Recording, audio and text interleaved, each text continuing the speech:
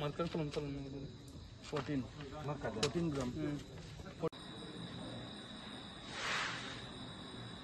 আজ সন্ধ্যায় আমাদের থানার সাব ইন্সপেক্টর সঞ্জিত ত্রিপুরা দশরথ সেতু হ্যাঙ্গিং ব্রিজ, যেটা মিজোরামের সঙ্গে ত্রিপুরাকে কানেক্ট করে, এখানে ভেহিকেল চেকিংয়ে বসেছিল। ভেহিকেল চেকিং চলাকালীন মিজোরামের দিক থেকে একটি স্কুটি, নীল রঙের স্কুটি, যার নাম্বার MZ086602, একটি স্কুটি আসে।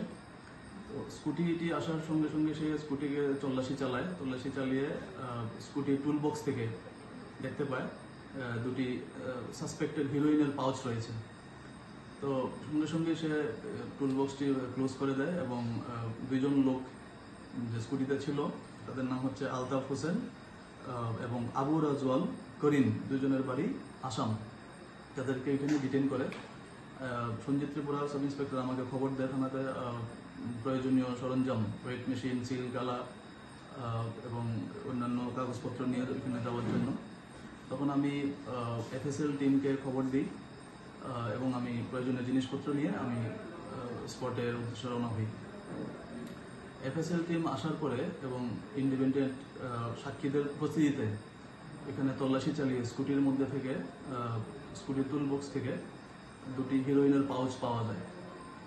তো ঘটনাস্থলে তখন হিরোইনগুলোকে FSL টিম দ্বারা টেস্ট করে তখন পজিটিভ পাওয়া যায়।